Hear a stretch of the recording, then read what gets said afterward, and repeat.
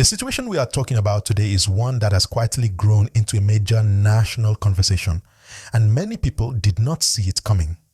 It is about Sheikh Ahmad Gumi, the long-standing issue of banditry, and how the current government under President Bola Ahmed Tinubu has suddenly found itself facing a debate that is no longer just about security, but about trust, strategy, and the direction Nigeria is heading. Right now, as you are watching this, Nigerians across different regions are discussing the same question. How do we truly end insecurity in this country?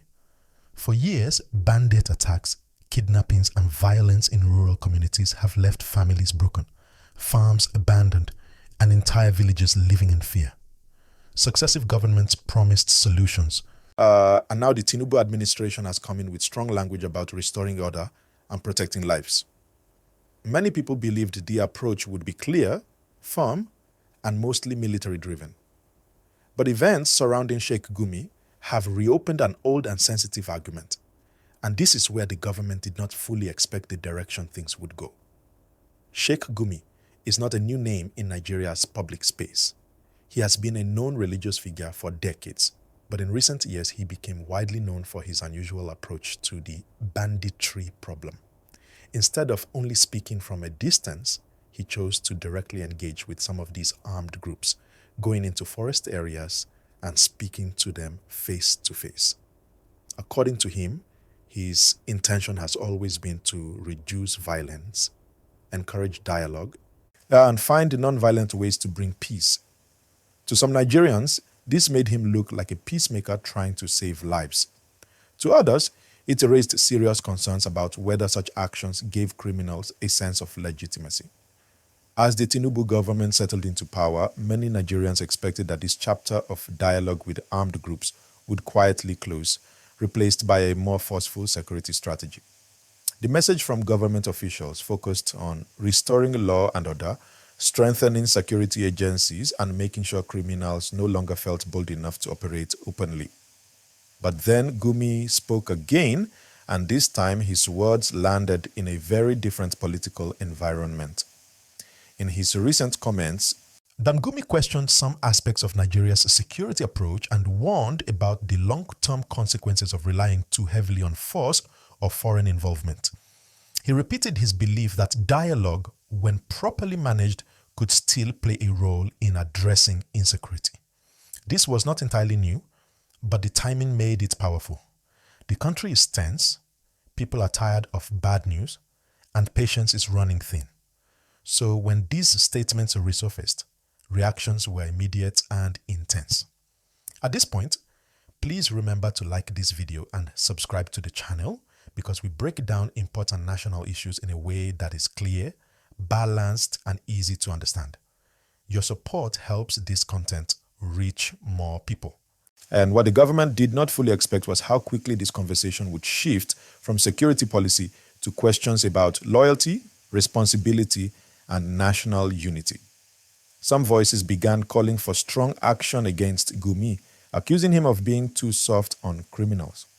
Others defended him, arguing that speaking about dialogue does not mean supporting crime, and that Nigeria needs to explore every possible solution if lives are to be saved. This disagreement exposed something deeper. It showed that Nigerians are not united on how peace should be achieved. While many citizens want immediate results and believe strong military action is the fastest way, others worry that force alone has not solved the problem over the years. They point to the fact that despite repeated operations, attacks still happen and communities still suffer.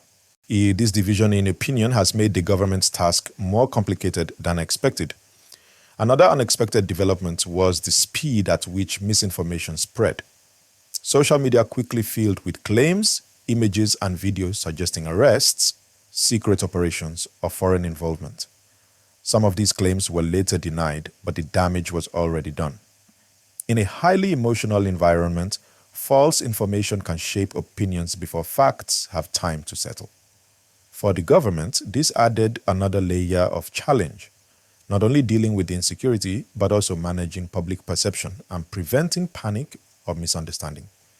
Please do not forget to like this video and subscribe because staying informed is one of the strongest tools citizens have in times like this. As the discussion continued, it became clear that this was no longer just about one cleric or one statement. It became a mirror reflecting Nigeria's long struggle with insecurity. People started asking hard questions. Why has banditry lasted this long? Why do some criminals seem emboldened? Why do communities feel abandoned? And most importantly, what kind of solution can truly bring lasting peace? For the Tinubu administration, this moment is critical. Leadership is not only about making decisions, but also about managing conversations and expectations. The government now has to reassure citizens that it is committed to protecting lives, while also making it clear that no individual, no matter how influential, speaks for the state on security matters. Balancing firmness with openness and authority with empathy is not an easy task. At the same time, the Nigerians themselves are part of this story. Public reactions, online discussions, and media conversations all shape the environment in which policies are judged. When citizens demand accountability but also spread unverified claims, it creates confusion.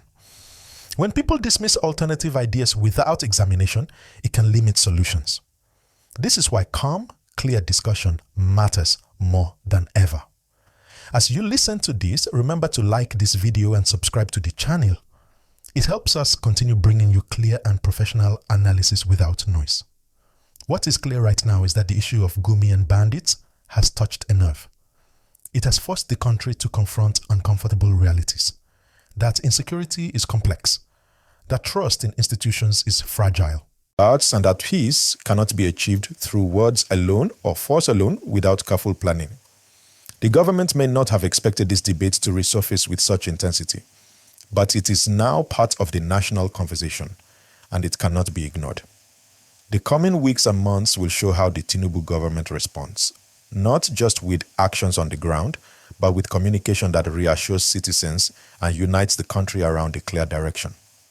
Nigerians are watching closely, listening carefully, and judging based on results, not promises.